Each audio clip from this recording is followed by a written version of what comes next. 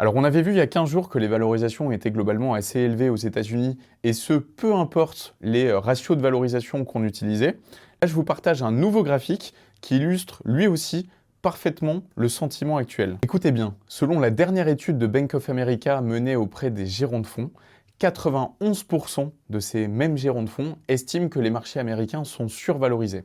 Alors c'est évidemment un niveau qu'on peut qualifier d'extrême, mais c'est surtout le niveau le plus haut enregistré au cours des 25 dernières années. A l'inverse, près de la moitié des gérants estiment que les niveaux de valorisation des marchés émergents sont eux plutôt sous-valorisés. Un écart de près de 50% entre ces zones géographiques, là aussi, c'est un record qu'on n'a jamais vu dans l'histoire. Et quand on regarde dans le détail, finalement, ce contraste il s'illustre assez facilement. On a d'un côté les marchés américains qui sont évidemment portés par tout l'élan autour de l'intelligence artificielle, autour des rachats d'actions, de la concentration extrême autour de quelques grandes valeurs technologiques comme Nvidia. Et à l'opposé, on a les marchés émergents qui, eux, sont délaissés, alors même qu'ils affichent des niveaux de valorisation qui sont beaucoup plus raisonnables, une démographie qui reste beaucoup plus dynamique, et mis à part les 10 plus grandes valeurs de la tech américaine, des niveaux de croissance qui sont souvent plus soutenus. En synthèse de tout ça, on peut se dire finalement que les gérants de fonds estiment que les marchés américains pressent la perfection, qu'ils intègrent déjà un scénario de marché quasi parfait,